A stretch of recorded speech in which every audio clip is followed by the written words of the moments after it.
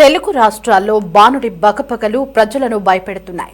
ఆంధ్రప్రదేశ్ రాష్ట్ర వ్యాప్తంగా ఇదే పరిస్థితి నెలకొంది. క్రమక్రమంగా ఏపీ వ్యాప్తంగా మధ్యాహ్నం పూట ఉష్ణోగ్రతలు పెరిగిపోతున్నాయి.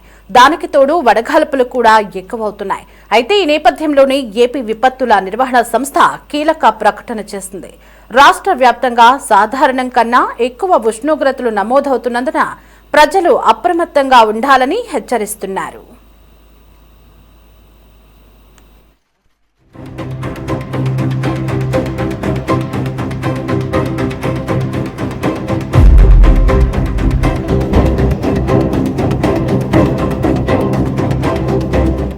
బాణుడు నిప్పులు కక్కుతున్నాడు. ఉదయం సాధారణంగా ఉన్న మధ్యాహ్నం వేళల్లో తన ప్రతాపాన్ని చూపిస్తున్నాడు. దీంతో ప్రజలు అల్లాడిపోతున్నారు. ఎండల తీవ్రతకు తోడు ఉక్కపోతతో ప్రజలు ఉక్కిరిబిక్కిరి అవుతున్నారు. దీంతో ఏసీలు, ఎయిర్ కూలర్లు వేసుకుని ప్రజలు ఇళ్లల్లోనే ఉండిపోతున్నారు. సాయంత్రం అయితేనే కానీ ఇంటి నుంచి బయటకి రాలేని పరిస్థితులు నెలకొన్నాయి. ఇక తెలుగు రాష్ట్రాల్లో అత్యధిక ఉష్ణోగ్రతలు నమోదవుతున్నాయి.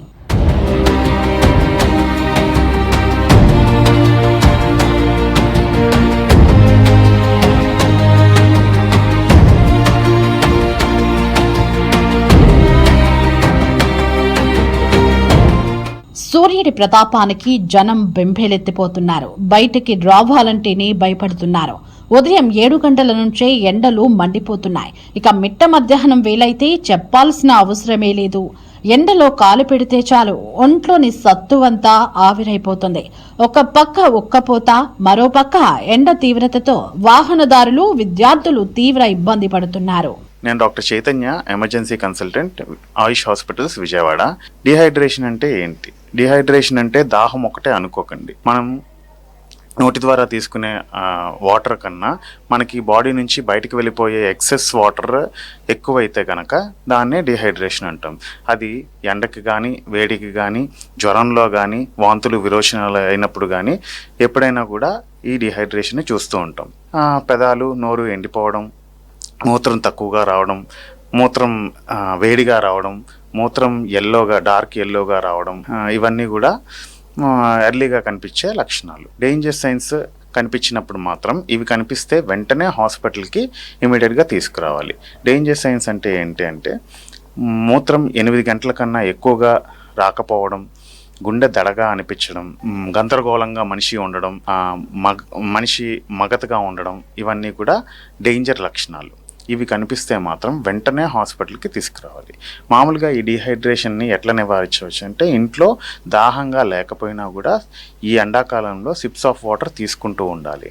అండ్ ఓఆర్ఎస్ కూడా తీసుకుంటే ఇంకా మంచిది. ఎండాకాలం ఆరంభంలోనే సూర్యుడు ప్రతాపం చూపుతున్నాడు. ఇక మే నెల వస్తే బాణుడి బగబగలు తప్పవని భావిస్తున్నారు.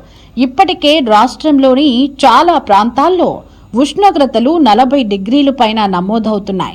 ఇప్పటికే అప్రమత్తంగా ఉండంటూ అమరావతి విపత్తు నిర్వహణ అధికారులు హెచ్చరించారు. అధిక ఉష్ణోగ్రతలు నమోదవుతుండటంతో జనజీవనం అల్లాడిపోతున్నారు. మధ్యాహ్నం పూట కాలు బయటకు పెట్టాలంటేనే జనం జంకుతున్నారు. నేను డాక్టర్ పద్మ అండి, జనరల్ ఫిజిషియన్, ఆయుష్ హాస్పిటల్స్. ఎక్కువగా లిక్విడ్స్ తీసుకోవటం. మీరు ఎక్కడికి వెళ్ళినా వెంట ఒక వాటర్ బాటిల్ తీసుకెళ్ళండి. సమ్మర్లో దాని నుంచి few SIPs of water every couple of hours తీసుకోండి. దీని మూలంగా మీరు దాహం అయ్యేదాకా ఆగి అప్పుడు తీసుకోవడం ఇలాంటివి చేయకూడదు. నెంబర్ 2, ఎక్కువ మరీ చల్లటి నీళ్ళు మరీ ఎండలో కూడా తీసుకోవద్దు. కొంచెం కూలర్ వాటరే తీసుకోవచ్చు కానీ మరీ చల్లటి నీళ్ళు తీసుకోవద్దు. నెంబర్ 3, వాటరే ఎక్కువగా తాగినా కూడా ఎలక్ట్రోలైట్ లాస్ అన్నది ఉంటుందండి. అది అవాయిడ్ చేయడానికి ఓఆర్ఎస్ కానీ లేకపోతే నిమ్మకాయ, ఉప్పు కలిపిన నీళ్లు కానీ అలాంటివి తీసుకుంటే ఇంకా ఎలక్ట్రోలైట్స్ కూడా రీప్లేస్ అవుతాయి. బిట్వీన్ 11 to 4 ఎక్కువ అవుట్డోర్ యాక్టివిటీస్ అనేవి వీలైనంత వరకు ఏప్రిల్, మే నెలల్లో అవాయిడ్ చేసుకోండి. చల్లటి నీళ్లు తాగటం ఎలా అవాయిడ్ చేయాలో అలాగే caffeinated drinks, alcohol, cool drinks అవి కోకులు ఇట్లాంటివన్నీ తాగుతుంటారు పిల్లలు. అవి చల్లగా ఉన్నా వాటరే అయినా కూడా అవి అస్సలు తీసుకోకూడదు. ఎందుకంటే వాటిలో హై షుగర్ కంటెంట్ ఉంటుంది. దాని మూలంగా ఇంకా ఎక్కువ డీహైడ్రేట్ అవడానికి అవకాశం ఉంటుంది. శ్రామికులు, కర్షకులు, రైతులు, వ్యవసాయ కూలీలు ఎండ తీవ్రతతో వడదెబ్బకు గురవుతున్నారు. ఎండ వేడిమి నుండి ఉపశమనం పొందడానికి ప్రజలు నానా అగచాట్లు పడుతున్నారు. వేడిమిలో దాహార్తిని తీర్చుకోవడానికి శీతల పానీయాల వైపు ఎక్కువగా మొగ్గు చూపుతున్నారు. కూల్ డ్రింక్స్, చెరుకు రసాలు తాగుతూ ఉపశమనం పొందుతున్నారు. 10 గంటల తర్వాత చాలా వరకు బయట రాకుండా ఉండడం మంచిది. వచ్చినా కానీ అత్యవసర పరిస్థితుల్లో వచ్చినా కానీ నెత్తిన తలపాకు కానీ లేదా క్యాప్స్ కానీ తడిగుడ్లతో కొద్దిగా కవర్ చేసుకొని రావడం మంచిది. చిన్న బిడ్డలని 11 గంటల తర్వాత బయటికి తీసుకురాకపోవడం మంచిది. ఏమైనా ఉంటే హాస్పిటలైజ్డ్ అట్లా ఏమైనా ఉంటే మార్నింగే తీసుకొని వచ్చి ఆటోలలో కానీ కార్లలో కానీ తీసుకొని పోవడం మంచిది. అదేవిధంగా వృద్ధులు మిగతా అందరూ కూడా ఓఆర్ఎస్ లిక్విడ్స్ అయితేనేమి, ఎలక్ట్రోలైట్స్ అయితేనేమి, అదే కొబ్బరి నీళ్ళు అయితేనేమి, వాటర్ ఎక్కువ తీసుకోవడం, మజ్జిగ ఎక్కువ తీసుకోవడం, లిక్విడ్స్ ఎక్కువ తీసుకోవడం మంచిది.